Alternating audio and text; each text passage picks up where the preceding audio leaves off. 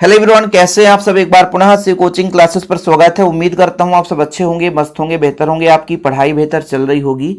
आज हम बात करेंगे बच्चों क्लास 11 फिजिक्स चैप्टर 4 में न्यूटन के गति का द्वितीय नियम और इसका गणितीय व्याख्या काफी महत्वपूर्ण है, जिससे आप लोगों को अच्छे तरीके से समझना है।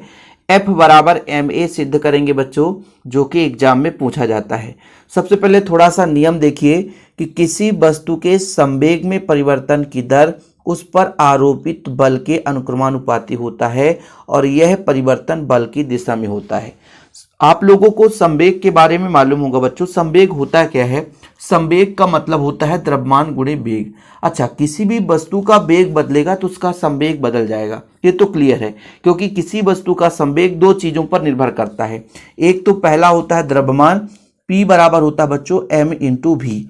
जो आपका संवेग है वो किसी भी वस्तु के गति का माप है एक प्रकार से। अब ये जो संवेग होता है एक तो द्रव्यमान पर निर्भर करता है और दूसरा वेग पर निर्भर करता है। यदि वेग में परिवर्तन किया जाए बच्चों तो संवेग में परिवर्तन होता है।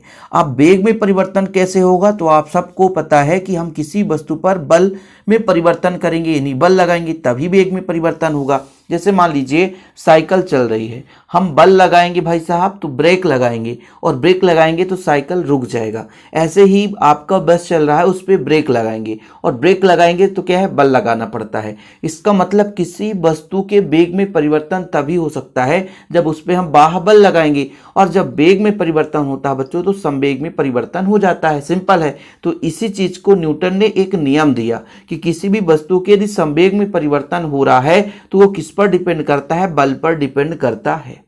ठीक है बच्चों, यही है आपके न्यूटन के गति का सेकेंड लॉ, है ना, यानी द्वितीय नियम।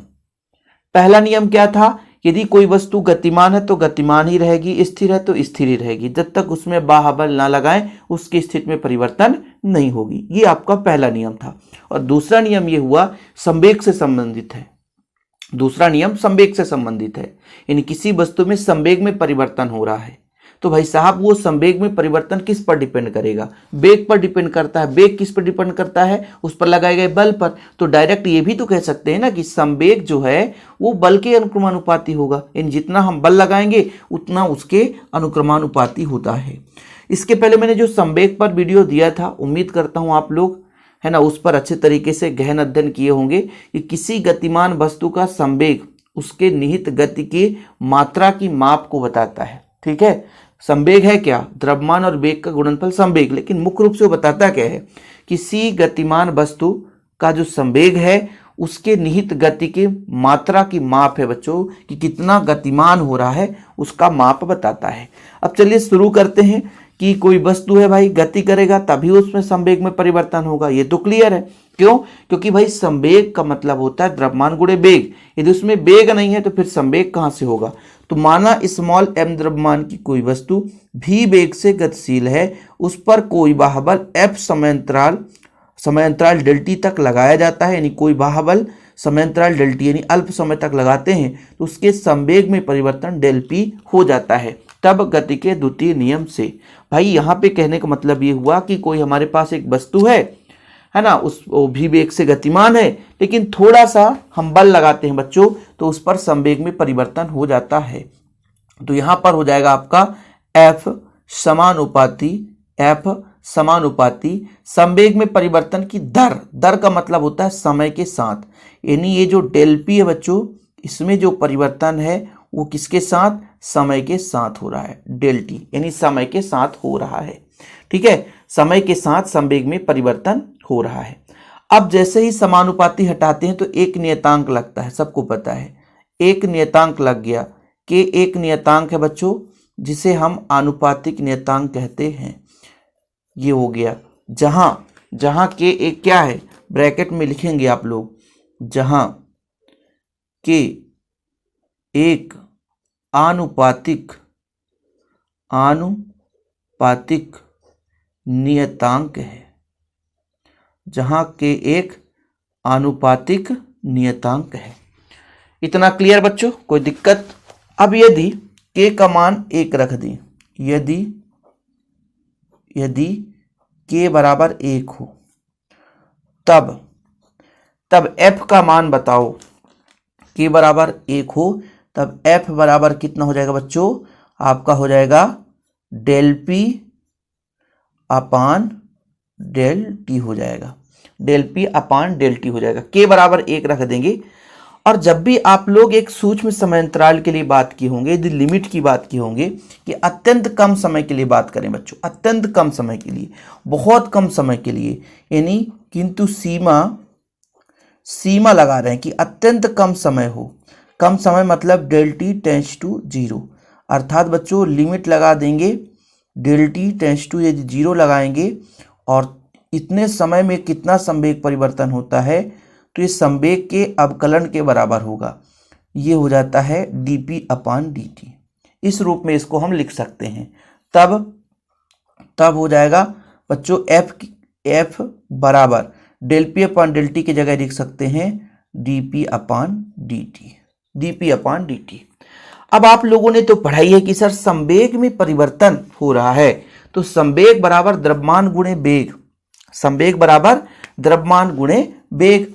ठीक है, तो यहां पर हम लिख सकते हैं कि भाई साहब चूंकि संवेग बराबर कितना होता है, संवेग बराबर द्रव्यमान गुणे वेग, ये चीज होता है बच्चों, ये होता है कि नहीं, इसलिए F बराबर d अपान